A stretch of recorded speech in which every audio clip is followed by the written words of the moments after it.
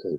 Today's broadcast is sponsored by Rav Mechi Wurzberger, Le'ilu Nishmas, his nephew, whose yahrzeit is today, and his nephew's name is Mordechai Doiv ben Yosef Aryeh Halevi. Mordechai Doiv ben Yosef Aryeh Halevi, whose yahrzeit is today, his neshama should have an aliyah. Okay, let's start from the Mishnah all the way at the bottom of Tzadik Aleph on the base. I think that's where we left off last night. Oinen and Oinen. So someone who lost an immediate relative that day, Midaraisa, the day that someone is an Oinen, the day that he loses a relative, he's not allowed to eat karbanos, and that's a Daraisa. That cannot be overruled.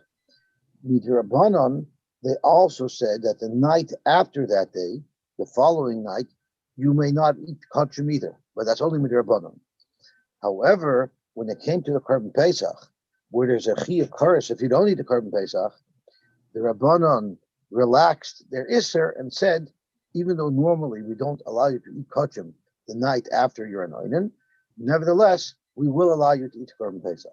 One may eat the Korban Pesach that night. Aval loy bekachim, but a regular carbon you wouldn't be able to eat the night after you're an oinen. So if someone, for instance, brought a carbon shlomim or carbon taida, and that day he became an oinen, he wouldn't be able to eat the carbon tonight, even though midaraisa he would be allowed to eat it, but the Rabbanan prevent him from eating his carbon, even though there's a mitzvah saseh to eat his carbon. Nevertheless, they still didn't allow him to eat it, but the carbon pesach, which comes with the penalty of kares, that they did allow a person to eat. Hashemei al Mesai. What happens if someone hears that someone passed away? So Rashi tells us, Hashemei al Mesai, Yom Shmua have a oinen rabbanim. The day that one hears about a mason, this could be even if it's after a long time afterwards, nevertheless, midrabanan, he has to act like an oinen. They hamalaket loy atzomis, and if somebody is gathering the bones of his parents, maybe he's reburying them. So the halacha is, the Gemara, the Mishnah Moed says, Misabel aleim kolayim kulay. Once again, you're an oinen that day. If someone is moving the bones of his parents, toivel v'oichel b'kachim. There, he could be toivel and he can eat even kachim that night.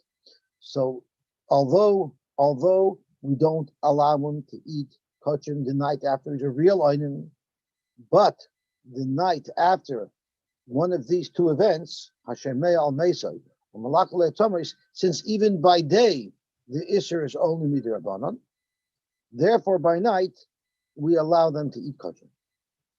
Gershon is gayer. What about a ger who became a ger that day? Gershon is gayer be'erev Pesach. Someone became a ger right on erev Pesach. Beishamay oimrim toivel va'oichel as Pesach le'erev. He could toivel that day, and he's a full eat, and he can join the Korban Pesach that night. Beisil oimrim ha'parish mina arla to parish mina kever. When someone is parish mina arla, means he gets his bris. And of course, we're not speaking about a Yisrael who had a bris. We're speaking about a goy being Megayer had his bris. It's as if he was Tamei Meis, and therefore he has to wait 7 days. The Torah Chazal Shlishi Ushvi. Every ger before he can eat from kachim will actually have to be treated like a Tamei Meis. A parish min like a parish min hakeva. It's interesting because it was more inclusive, but when it comes to gers, he was more exclusive. 1 second. Does that mean he has to title twice? One to be a Jew, and one is to separate from his tumah? Correct. You're assuming it's a tumah. Just because he needs a zah shlishi shvi, we don't necessarily know that it's for tumah that he's doing it. Right. I'm assuming that because a parish min ha'arla, does that mean? So does that mean just one tefillah or 2 tefillahs? Well, usually you have to toivel when you come and eat right away. Right. And then you have to toivel. Then you would have to toivel again after the 7 days, I guess. You better hope the mikvah is open. After the 7 days of what? the hazah, there's a 7-day period. On day 3, he would have a hazah from the paraduma, and on the shvi, he would have a hazah from the paraduma. So the purpose? So that's 2. Okay, so that's 2 tefillahs then, right? Yeah, I believe so. Okay. So the ager cannot just jump in and join the Korban Pesach the first day that he's a ger. Check the Gemara. My timer. What is the reason why you're allowed to eat the Korban Pesach the night after you're an Einin? Isn't it usher for an Einin to touch him? So Gemara, Sover Aninus the Laila Derabanan. The Aninus of the night after the day of the death, that's only with Derabanan. The Gabe Pesach, Lohimidu Devrayim, B'Mokim Kares. By the Korban Pesach, since the penalty for not eating the Korban Pesach was Kares, the Rabbanan said, we'll allow an onion to eat. But Gabe Kachim, but if it's just a question of eating regular Kachim, there Hamidu Devrayim B'Mokim Asay. Since there's only a mitzvah sasei to eat kachim, and Rashi says the mitzvah sasei is well achlu oisam asher kupa b'hem is a mitzvah sasei to eat your kachim. Nevertheless, they will not allow you to eat the kachim the night after you're an oinen midrabanan. But for the Korban Pesach, they allowed it. Hashimeya al meisai. And one of the cases is malaket loyat somos. Malaket loyat somos, we allow you to eat that night kachim. Well, the problem is if someone was actually dealing with bones, haboy hazah shlishi ushvi, he's a tamei meis. So the more emo shaliktulo at somos, nicht das allein getan, das gelost machen. Das gelost machen. He paid somebody else to do it. He was just supervising, and therefore he only has the isser the rabbanon that they said that day he has Allah ben oinen. But Avada, he's not Tomei. Gershon is Kair. So the case was Gershon is Kair Pesach. The question is could he join the Korban Pesach that night, or must he wait 7 days? Amar Rabba bar Bachana, Amar Rabbi Yochanan. Machlokes ba'oral nachri. Of course, the shaila here is only on the oral nachri, and Rashi says why? She'enoi mekabel tuma b'nachri yosei. When someone is a goy, he could never be mekabel tuma. A goy is not susceptible to any tumas. The Beis Hillel Savri. Why do we make a 7-day delay for a goy who's misguyer? Because we're afraid this year he doesn't know from Tumah. Even if he touched a mace yesterday before he became a ger, he wouldn't need a shlishi ushvi, because he was touching a mace when he's a goy that has no impact on him. But we're afraid that next year again he might touch a mace a day before Erev Pesach, or 2 days, or 3 days, or 4 days, or up to a week before. Shema Yitmel Lashon Haba. The Yarmer, and say, Ishtakid Miloi Tevalti V'Achalti. Last year, I also came in contact with a mace the day before Erev Pesach, and nevertheless, I was able to participate in the Korban Pesach that year. So Achshav Nami, this year, why should it be any different? Etva V'Oichel. Let me just go to the mikveh like it went last year, and I'll join in the Korban Pesach. V'Lo Yoda, but he doesn't chap the Ishtakid Nachri Haba. You think he had a Yiddish Shekab, but no, it's a good Geholfen. He didn't remember that last year Nachaven Agoy, the Chatagoy Shekab. Reloying Makabel Tuma. And the fact that he touched a mace the day before has no impact because it wasn't Matamim. But Achshav Yisrael, Hanjid Chayit, Makabel Tuma. So therefore, we make a loy plug and we say every ger automatically has to wait 7 days, so he'll never have a memory of having participated in the Korban Pesach shortly after he came in contact with the mace. Now he's really in trouble because he's got Yiddish and Muslim on the Goyish Cup. Yeah, like you told. Who did you tell us over from? You told us over from somebody that word. From the Netziv. You remember who you said it from? What? It was told to me in the name of the Netziv. Of the Netziv. Oh, geweldig. You know what we're talking about? No. Why is it that you find when a Jew shmad zechab, he'll marry a Kennedy, he'll become a rich, powerful guy. But when a guy becomes a ger, they're generally not overly successful. What's that? The Netziv said, a yid v'shmat zechab is a guy with goy shemazal and a yiddish cup. A guy becomes a yid, he has a goy shekap and yiddish shemazal. That's what Shmuel said over from the The Tziv. whole thing, but he gave it Yeah, to him. That's right. Uvei Shammai Savri, Vei Shammai holds loy gazrinon. We don't make such a gzeira. Aval over Yisrael. But if we're talking about a Yisrael who for some reason couldn't have his bris until that point, Divra Koil Toivel V'Eichelos Pischai. If he had a bris that day, there's no problem. He can surely toivel and eat the carbon pesach. Eichelos Pischai Erev. V'loy gazrinon oral Yisrael mishum oral machi. And we're not geyser that if we allow an oral Yisrael to eat from the carbon pesach that day, we might also allow an oral machri. That's not exer. Tanya Namihachi. We learned something similar to that.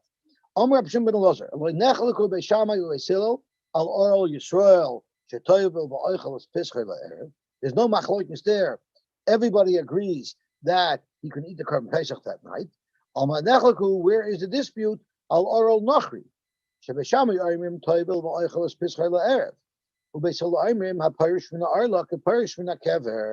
Meaning we always have to add 7 days. So to get back to David, what you said earlier is the 7 days actually is not it's not tum at all.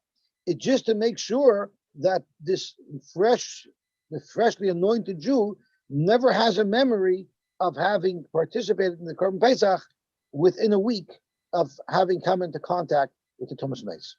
Right, it's just the wording. A Perishman a kever suggests that Tumah. Yeah, in the Chanami, yeah. Dr. Gemara weiter. Omar Ula. Oral Hazah ve'Ismael. The case of Oral Hazah and Ismael, and the Gemara is going to elaborate on what all these cases are. And Midu Devrayim b'Makom Kars. In these three cases, the Rabbanan did not back off from their Isser, even though they were up against an Chiv Kars. But Oinim Umitzayu Beis HaPras, by these three Rabbanans, Lo Yehamidu Devrayim b'Makom Kars. They didn't stand up to Kars. So Oinin we're very familiar with. That's our Mishnah. That even though the Rabbanan said that an Oinin may not eat kachim the night after, so the night after, the day of the Ninus is Deraisa. The night after that they prohibit the eating of kachim is only the Rabbanan. But the Makom Kars, the Makom Korban Pesach, our Mishnah told us there they will allow. So we at least know one of the 6 cases we already know. So Zaktim were Oral, Had Amran. Oh, we know 2 of them. My mistake. The first case of Oral, we also know because the Chazil Urta, right? We know an Oral, a guy who became a Yid that day, really, technically, should be able to participate in the Korban Pesach tonight. We should Gzeir the Shana Haba to Chuya Beisil. And Beisil said, because we're afraid that next year he might not realize that he has to go through a process if he came in contact with a mace, therefore we don't let him participate. So that's the case of Oral, even though technically this person, this new ger, is Chayav Koros if he doesn't bring the Korban Pesach, the Rabbanan disallowed him from bringing the Korban Pesach. So Zaktim Oral Had Amran, Hazah, what's the case of Hazah? The Amar Mar, Hazah Shavuos Ve'enu Doiches Shabbos. The halach is to get spritzed from the paraduma for his tame is also midrabanan, and therefore it's not doiches Shabbos. So what would happen if a person was a tame mace, similar to the tame mace who came over to Moshe Rabbeinu and said, we cannot do the Korban Pesach, and that's when Moshe Rabbeinu was told by the Rebbeinu Shalom the halacha of Pesach Sheni. So if that Erev Pesach was actually Shabbos, we would not allow him to get his Rika. So you see that they're standing up to Koros, because even though by the fact that they're not allowing him to get this Rika on Erev Pesach, which is Shabbos, it's going to prevent him from doing the Korban Pesach. Nevertheless, the Chacham did not back down, and they said that you'll have to bring the Pesach Sheni. We're not going to allow you to be Matar. Okay, Ismael, what's the case of Ismael? It's a knife for a bris. Titania, the shame she'ein mavin oisai derech reshus harabim. Rashi tells us we're talking about a person who has someone in his household that he has to give a bris to. For instance, if he has a son or an eved, and the halacha is if you have an oral in your control, whether it's a child, whether it's an eved, you're not allowed to bring the Korban Pesach, even though you yourself are mohel. So what happened if the day of the bris was Shabbos, and that Shabbos was Erev Pesach? So the halacha is kishem she'ein mevi noisai. Now we're talking about if it's not Yom Hashmini. If it's Yom Hashmini, of course, the mitzvah of Milah is Doiche Shabbos. So we're talking about if it wasn't the Yom Hashmini, and I have a responsibility to mal somebody, and that 8th day, or not 8th day, the day that we're planning to do Milah would be would be on a Shabbos, which is Erev Pesach. So Allah is Keshem She'en Mevi Noisai Derech Rishus HaRabim. Just like you cannot violate a deraisa to bring the knife, because we're not talking about Yom HaShmini. We're speaking about a day that's not Doiche Shabbos. Kach ein Mevi Noisai Derech Gagois v'derech Chatzeros v'derech Kafifos. If you bring it through backyards, from backyard to backyard, that would not be Asur Midaraisa. That's only Asur Midarbanan. So you would think that the Rabbanan would relax their Isser to allow us to get the knife to Shul so that we could do the bris, so that he shouldn't be over cars, so he should be able to do the Korban Pesach. Nevertheless, they said you cannot bring it. Oinen Hodamaram. The case of Oinen we've already discussed. Mitzayra Mai. What's the case of Mitzayra? I have to take a step back because I made a mistake. It must be speaking on the Yom HaShmini. Because if it's not on the Yom HaShmini, it's not Doiche Shabbos. You wouldn't be able to do the bris at all on Shabbos. So it has to be Dafka on Milah b'Yom HaShmini, but the knife wasn't there. And normally, if the knife's not there, we don't allow you to bring the knife, even on the Yom HaShmini, according to the Tana who holds that the Hechsher Mitzvah is not allowed to violate the Shabbos. So you're not allowed to bring the knife there. What about Derech Gagas or Derech Chatzeres or Derech Kafifos? That's only a Derabanan. The Rabbanan did not relax their Isser, and they wouldn't allow you to bring it, even though it's going to cause that you're not going to be able to bring the Korban Pesach. But about that has to be speaking by Yom HaShmini, otherwise you couldn't do the bris. Okay? Oinen Hodamarin. The case of Oinen, once again, is our Mishnah that says that they relaxed the Isser of eating kochim that night so that you can eat the Korban Pesach. And Mitzayra Mai, what is the case of Mitzayra in our list of things? The Mitzayra is Lo Yamidu Devrayim B'Makom Kor. So what's the case of Mitzayra? Mai, Tanya.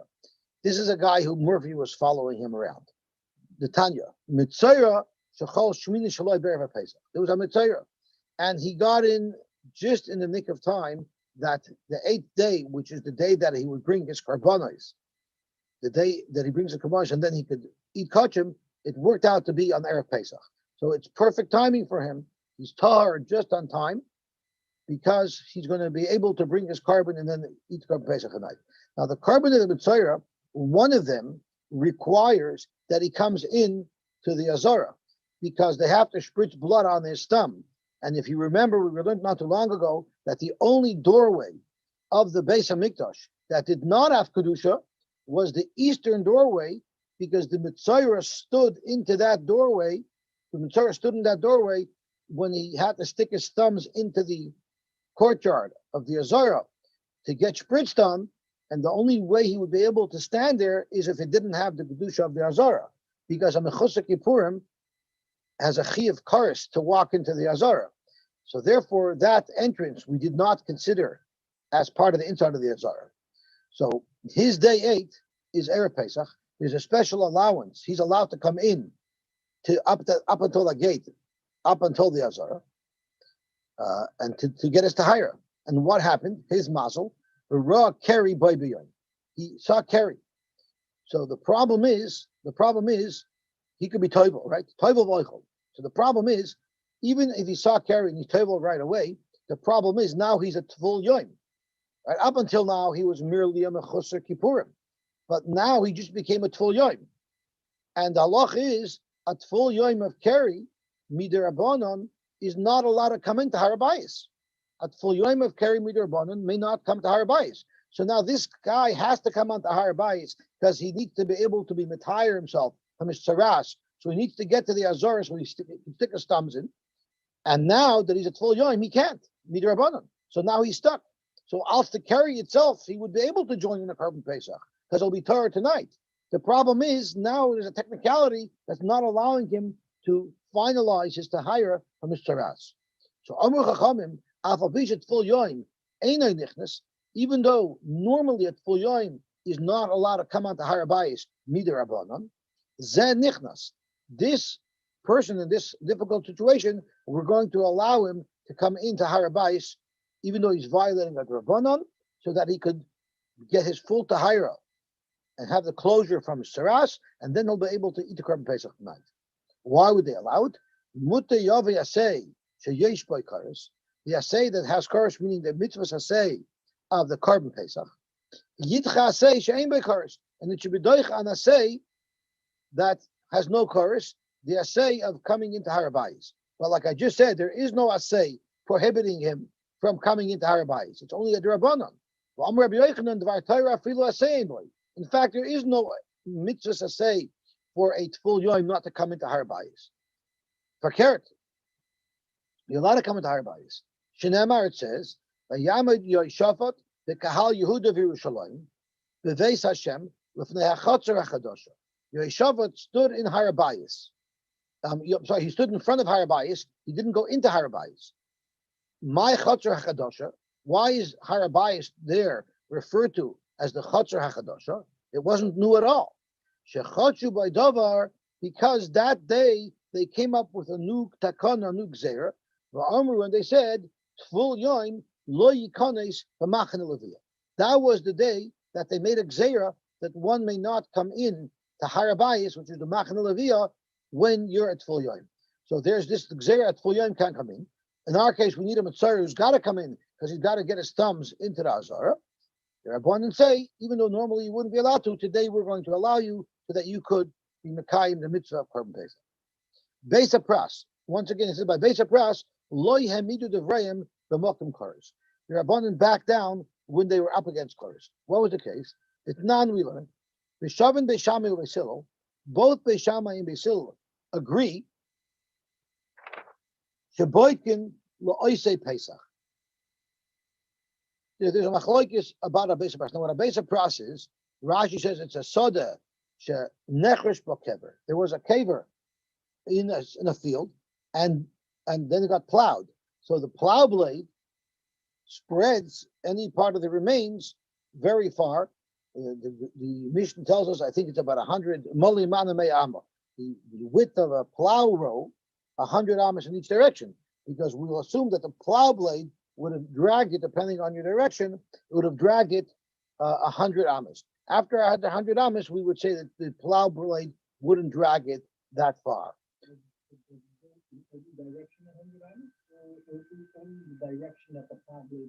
So there's that. That's what the Mishnah is discussing. There's a shaila about it.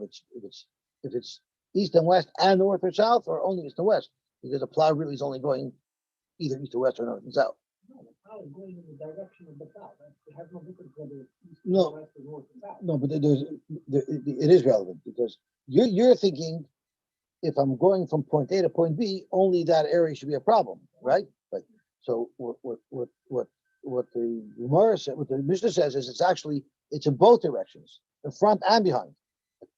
A full, wherever the original caver was, you have to go in both directions because we don't know which way the plow went, right? You don't have to go in four directions. But you don't have to. There's a shayla if you have to go in four directions. I think there's a shayla. I don't remember the Mishnah by heart, but I believe there's a shayla if it's in four directions. Can we assume the plow only went east and west, or do we have to worry that the plow might have went north and south as well? So therefore we don't know. But I'll call upon him. Let's say you have this Beis Pras, which means there might be a small piece of bone lying around. So the halacha is that you have to traverse in order to get to the Beis Hamikdash. You have to traverse a Beis Pras, because if you would go around this area, you would for sure be late. So what would be if you were coming to make your Korban Pesach, and unless you can traverse this Beis Pras, you won't be able to be on time. So the Rabbanan allow you, even though Midaraisa, this place would not be Aser. It's a Gzeir Rabbanan that maybe an Etzem Kesoira, a big bone you would see, right? Maybe an Etzem Kesoira. Now, an Etzem Kesoira will be Matami you only if you touch it. If there's an Etzem Kesoira buried under the ground and you walk over it, it will not make you tummy. There's no tumas oil on a small little piece of bone. A small little piece of bone will only make you tummy if you actually touch it. So we're afraid that there's an Etzem Kesoira on the surface, right? that you wouldn't notice. If there was a big bone on the surface, then you would notice it. So we're not concerned. If we knew there was big bones in the field, we wouldn't have a concern. We would let you walk through it because you'll see the bone, you'll avoid it. But we're talking about a really small piece of bone that you might not detect. That's why their abundance said you shouldn't walk through. But they said if you're in a rush to get to your Korban Pesach, you can be baited. And we're going to see what that process is. The ain't baiting like truma. Well, what if there's a kohen who wants to go eat truma? He could not do that. He's got to go take the long way, and it will delay him to get to his truma. So my boitkin, what is this process of boitkin that we're saying is allowed for someone who wants to go make his Korban Pesach? Omar Vidam Shmuel. The way you normally deal with a basic pras, which is very time consuming, which you wouldn't be able to do in this case, you wouldn't get there in time, is menapeach basic pras v'hoilach. It's literally like clearing a minefield.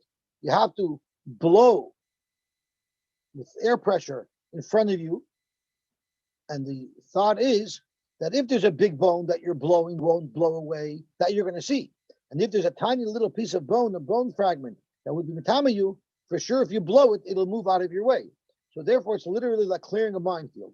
Now that's something that if you did that, you would never get there on time. That would slow you down terribly. But Rabbi Yehuda bar Abai Mishmei, Rabbi Yehuda said, Rabbi Yehuda bar Abai Mishmei, Rabbi Yehuda Amar, Beis HaPras Nidash Tahar. If somebody had already walked through it, there it's going to be tahar. So Rashi says tahar should risas haraglayim heavy rasan. You'll say the fact that someone else walked over it had already removed any bone fragment. Dr. Rashi, someone who is coming to make a Korban Pesach, he's in a rush. He can't clear a minefield. He's got to get there quickly. So all he could do is yivdok im nidosh. He should go see if somebody had already stomped through that field. And if he sees that someone stomped through the field, the Yavor will allow him to go just with the Badika. But for someone who just wants to go eat Truma, we're not going to rely on the fact that someone walked over it, and therefore we'll no longer worry that there might be a bone fragment there. And you have to clear the minefield, like Minapeach Beis Paris, which will take a very long time, or you got to go around. But in order to expedite someone reaching the Beis HaMikdash to be able to bring his Korban Pesach, there will allow him to do a cursory look to see if there's footprints there, and if there are, then we'll let him go. Which means they're relaxing their tuma for someone who goes to a Beis HaPras in order for someone to be able to get to the Beis HaMikdash in time. How do we know if it's a Beis HaPras? Because it's got a reputation, it's got Yeah. a sign. Yeah, it's a sodash and neches per so we know for a fact that's what happened. Hopefully, it would be labeled. Otherwise, the halach is not relevant if you didn't know about it. Yeah. So there would be a sign, Beis HaPras. You know, if you have, it goes back to the Chalav Stam story. You have someone stomping on your grass and messing up your grass. If you hack a sign, please don't go on the grass. No one will listen to you. If you hack a sign, Beis HaPras, suddenly nobody's going to come there. You know, guard dog on duty. You know, I'm sorry. So we finished the parak. Now we're up to the ninth parak. We're getting very close. Okay. Misha hayatame. No, I just want to say, I think it's mamash a year since we had a siyum in Chaim Tzvi's house, Matzah Shabbos, when life was still normal. That's right. Remember that? That's right. I remember Chaim Tzvi showed us his beautiful Megillah that have beautiful pictures in it by the siyum. Literally, I remember going from doing some Pesach cleaning right to Chaim Tzvi's house and then back to cleaning. And I think we also changed the clock that night. I don't remember. Yeah, could be. Ancient history. Well, let's have it to the Rebbeinu Shalom that by the time Pesachim is over, by the time we should make another real siyum. Yeah. Amen. We can make a siyum where I can actually see him. Okay, Zek the Heilig Gemara. Misha Yatame, if somebody was Tame or he was far away, so we know the Pasuk tells us about Pesach. So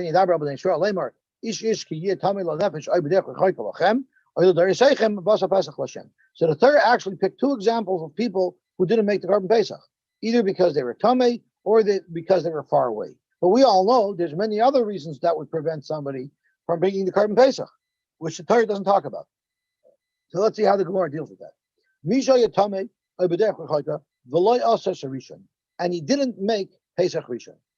The Gemara is going to tell us that the word V'lo Yasa has a connotation that he had the option to, but he chose not to. The Gemara is going to get more information out of that deer. So the halach is Yasa Shasheni, he should do Pesach Sheni. What about Shogag Oinenas? What if he forgot today was Pesach, or that he had some onions that didn't allow him to participate? Yasa Shasheni. Frank the Mishnah, if they both have the same halacha, Tamei B'derech Chayka and any other miscellaneous type of onions, Imkein Lama Nemar Tamei Oishoya B'derech Chayka. Why did the Torah list off these two? And Rashi tells us Tamei is not a question why the Torah listed off, because Tamei, the Torah is telling you you're not allowed to do the Korban Pesach, even if you want to. But B'derech Chayka, we're soon going to see, even if someone is B'derech Chayka, he still has the option to have brought the Korban Pesach, because he could have called ahead and told somebody to bring it on his behalf. And then he could have arrived later on to do it. So the question is, why did the Torah list off the problem of Derech Rechaika and no other onions? How come it didn't mention either regular onions, say the generic term onions, or list off some other onions? Why did the Torah pick this Derech Rechaika to itemize that a person didn't bring the Korban Pesach for that? The teretz is she'elu patar meikaros. These are patar mekaros, velu chayav mekaros, and these are chayav mekaros. Right now, we have no idea what this means. We have no idea what is chayav mekaros. We have no idea what's not chayav mekaros. The Gemara is going to explain what this means. What we're comparing to. What? Look up at the chayav mekaros. Itmar, we had a machlokes. Haya b'derech rechaika. Somebody was b'derech rechaika. He wasn't there. He wasn't able to get to the Azara that day. But the shachtu v'zarku alav. But he was included in a chabura with a Korban Pesach. So the question is, was he yoytze? And therefore, since he was yoytze, he would not have to bring the Pesach Sheni. Rav Nachman Omer Hortza, and therefore he doesn't have to bring the Pesach Sheni. Rav Sheshes Omer Lo Hortza. Rav Sheshes says no, he would not be yoytze, and he still would have to bring the Pesach Sheni. Rashi Hortza upatim and Sheni. But Rav Sheshes holds Lo Hortza. Rav Nachman Omer Hortza. And that the Torah said he could bring the Pesach Sheni is Meches Hu Dechas Rachmon Olav. The Torah is giving him an option, making it easier for him. Since you're far, we'll give you the option of Pesach Sheni. But the Ovid, but if you actually make the Korban Pesach this year, Tavei Ala Bracha, that's all the better. Sheshes Amar Lo Hortza. When the Torah said B'derech Rechaika, it means you're not allowed to bring the Korban, and you can't bring the Korban.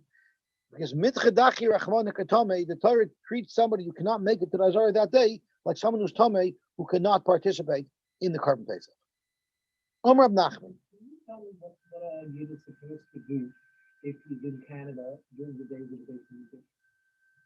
You're supposed to be Oila Regel. He's supposed to come. He's in Canada. Oh, so the Gemara tells us, we learned that if someone's too far to get there, he doesn't have to come.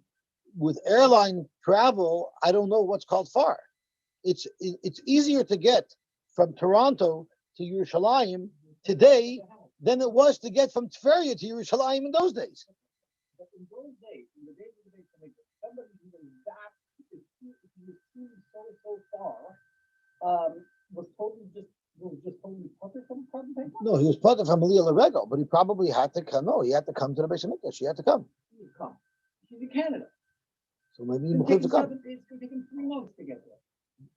I don't know. So you wonder when the Beis Hamikdash was built, the second Beis Hamikdash, there's many people who didn't come back. Well, maybe even in Europe. Do the second Beis Hamikdash in Europe? Yeah, for sure. So so you're asking me, were they all chayav kares for not coming to? We have a whole community living in Rome. So maybe they're considered nenas by Rishon and Sheni. I don't know. That's a very good question. So what was the procedure for these? They didn't. How could they bring the Korban Pesach? You can only bring it in the Beis Hamikdash. So is anything brought on their behalf?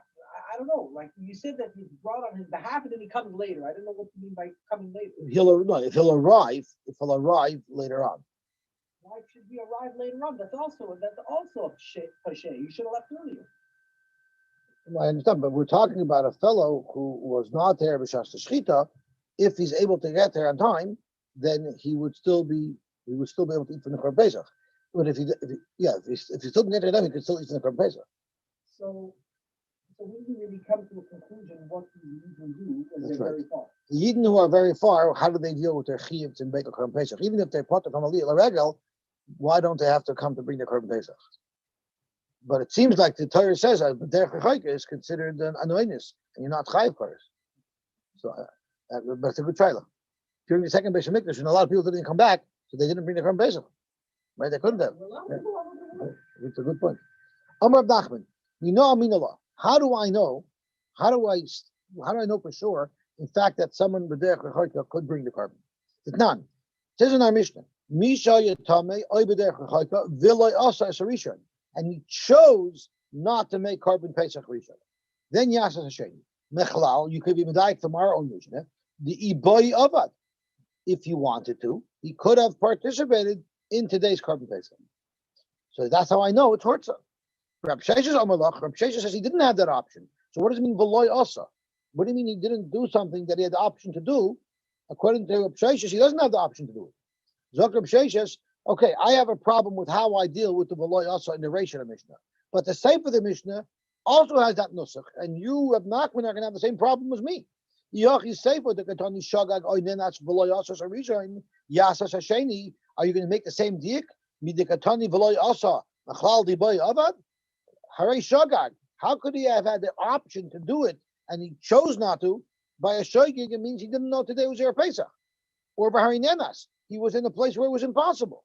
So what does the word loyasa mean?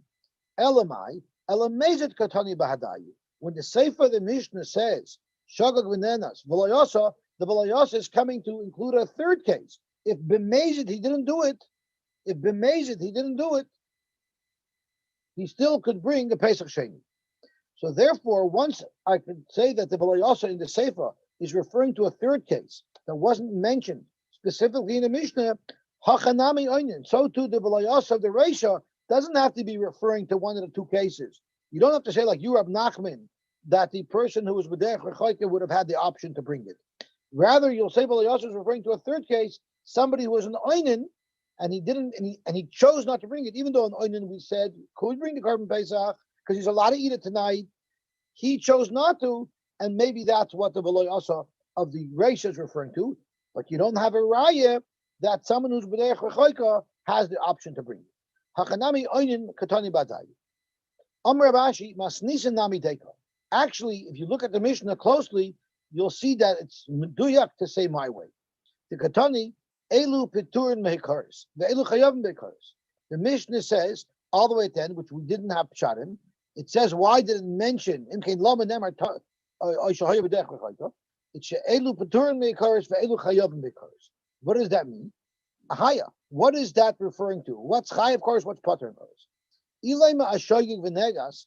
If you're going to tell me that the Chayav Karis, if you want to say that Elu Piturim Mekaris are the first two cases of the Mishnah, and Elu Chayavim Mekaris are the last two cases of the Mishnah, which means the Shogig and Venenas would be Chayav Karis, it can't be. Shogig Venenas b'nei Karis Ninu. Everybody knows if someone's over and they're very b'Shogig or b'Oinus, surely there's no Chayav Karis. El Alav, you're going to have to say Amazed V'Oinin. You're going to have to say that the Mishnah, even though it didn't mention explicitly, but the Loyasa of the Reisha comes to include Oinin. The Loyasa of the Sefer comes to include Mazid, and it's those cases that the Mishnah is referring to when the Mishnah says that they're Chayiv and Karis. So I bezow you have a raya now to Reb Sheshes, because the Loyasa is no longer applying to Mishayi B'derech Rechoika. Reb Nachman Amar Lach, no, Lo'olam Amazid L'chudei. There's only, let's say that in the Sefer, the Loyasa is referring to a Mazid. But in the Reisha, Loyasa is referring to someone who's B'derech Rechoika. And therefore, the only case in the Mishnah where there'll be a Chiyav Karis for the Loyasa is the case of Mazid. Correct, Reb Nachman on himself, how could I say that? If there's only one case that the Mishnah is referring to, that's Chayav Karis, why does it say the Elu Chayavin Be'Karis? Clearly, the Mishnah is talking about more than one case. Zakta Gemara, we didn't do the boiler the Mishnah Chayav, Meloshin Yachid. I did Tani Chayavin, I did the Tana Reish Pturin, since it said Elu Pturin Meloshin Rabim, because it's referring to multiple cases. Tana Sefer Chayavin, it also uses a lotion of Rabim in the Sefer, even though there's only one case mentioned in the Mishnah. That's Chayav Karis, and that's the regular Mazid who wasn't a kind of mitzvah of bringing the Korban Pesach. Okay, I guess we could stop over here. Have a wonderful one.